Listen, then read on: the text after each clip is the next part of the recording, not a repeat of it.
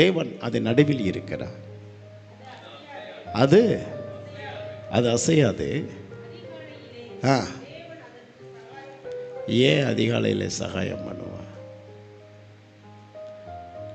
அந்த சகாயம் உண்டாகிற நேரம் அந்த காலை வேலை. சகாயம் எங்கு எப்பொழுது யாரால் கொடுக்கப்படுகிறதுங்கிறதை புரிந்து கொள்ளுகிறதே இல்லை. நான் அடிக்கடி சொல்லுகிற ஒரு விஷயம் என்னன்னா, நீ அதிகாலையில் ஜெபிக்கிற ஒரு தேவ மனுஷனாக இருந்தால் உன்னுடைய வாழ்க்கைக்கும் தோல்விக்கும் சம்பந்தமே இருக்காது.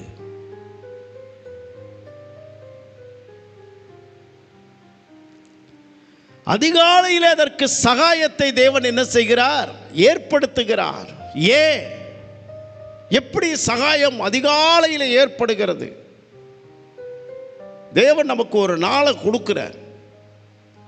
ஒரு புதிய நாளை தேவன் உண்டாக்கி இருக்கிறார். இன்றைக்கு ஒரு புது நாள், புதுசாக 24 மணி நேரம்.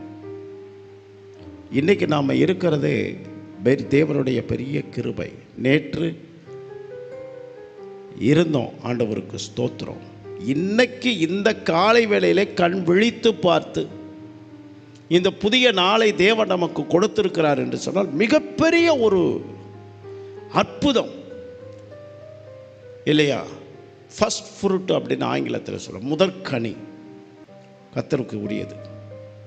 முதற்கனி நேரத்தில் கூட முதற்கனி தேவனுக்கும் உரியது தான். அல்லேலூயா.